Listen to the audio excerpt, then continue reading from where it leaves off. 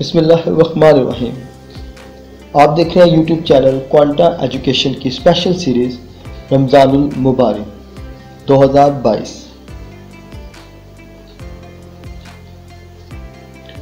ماہ رمضان میں نیک کاموں کا ثواب۔ جس شخص نے رمضان میں ایک نفلی کام کے ذریعے سے اللہ تعالیٰ کا قرب حاصل کرنا چاہا تو وہ اس شخص کی طرح ہے جس نے ایک فرض ادا کیا اور ماہ رمضان میں جیسے 70 فرض ادا کیے ہوں۔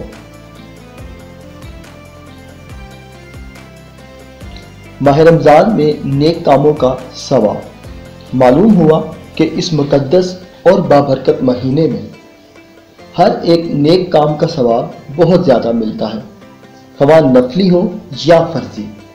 لہذا قرآن کی تلاوت، تسبیح و تقدیس، تکبیر و تحلیل، حمد و شکر، تراویح اور دوسرے نیک کاموں میں بہت زیادہ کوشش کرنی چاہیے۔ اس مبارک مہینے میں دل کھول کر صدقات اور خیرات ادا کرنے چاہیے۔ رسول اللہ صلی اللہ علیہ وسلم کی سخاوت تیز و تند ہوا سے بھی زیادہ ہو جایا کرتی تھی، اس لیے آپ نے اس مہینے کو شہر المواسات بتایا ہے۔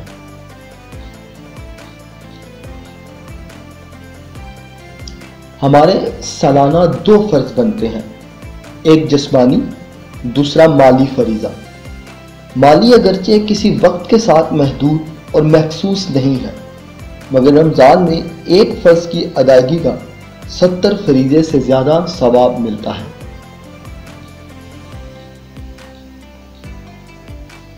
تراویح، تہجد یا قیام رمضان۔ تراویح، تہجد، قیام رمضان تینوں ایک چیز کا نام ہے۔ ابن ماجہ میں سیدنا ابو ذر والی لمبی حدیث اس دعوے کی دلیل ہے، جس کا خلاصہ کچھ یوں ہے۔ ہم نے رسول اللہ کے ساتھ رمضان کے روزے رکھے۔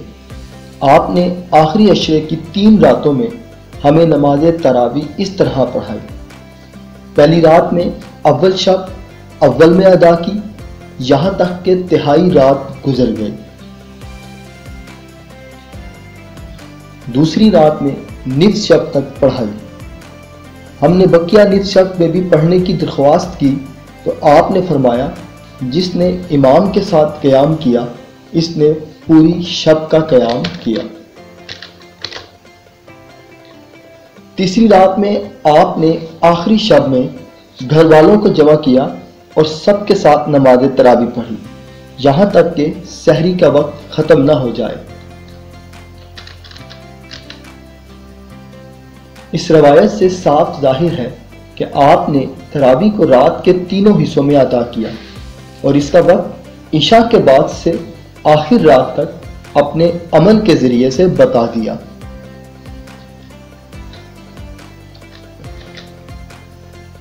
لیلۃ القدر۔ شب قدر یا لیلۃ القدر وہ مبارک رات ہے جس میں اللہ تعالیٰ کا کلام نازل ہونا شروع ہوتا ہے۔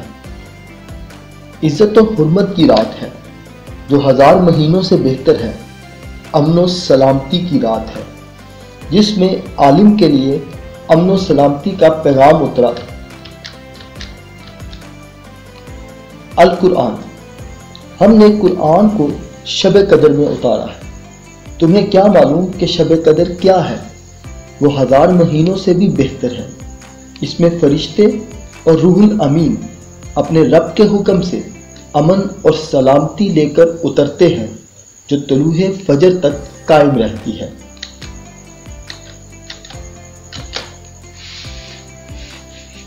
بلا شبہ ہم نے اسے ایک بابرکت رات میں نازل کیا۔ بے شک ہم ڈرانے والے ہیں۔ اس میں ہر محکمہ معاملے کا فیصلہ کیا جاتا ہے، خاص ہمارے حکم سے۔ بے شک ہم ہی سے بھیجنے والے ہیں۔ آپ کے رب کی خاص رحمت سے بلا شبہ وہی خوب سننے والا، خوب جاننے والا ہے۔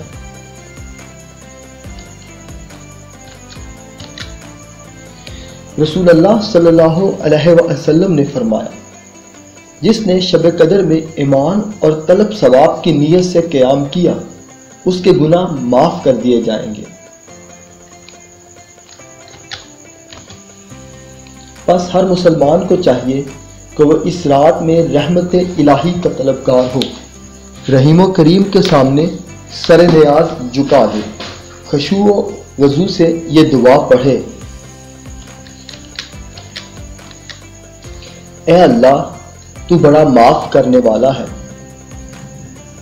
درگزر کرنے والے کو پسند کرتا ہے، بس میرے گناہوں کو درگزر فرما۔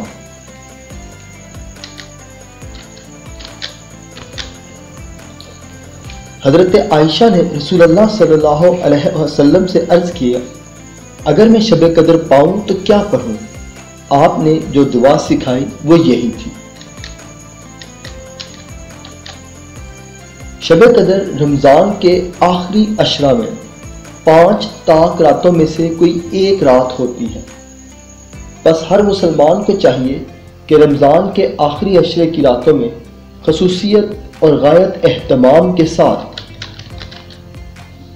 تسبیح و تقدیس، تکبیر و تحلیل، استغفار، ذکر الہی، تلاوت قرآن، نفل نمازوں میں مشغول رہے، طاق راتوں میں شب قدر کی جستجو کرے کہ اسی ایک رات کی عبادت 1000 رات کی عبادت سے بڑھ کر ہے۔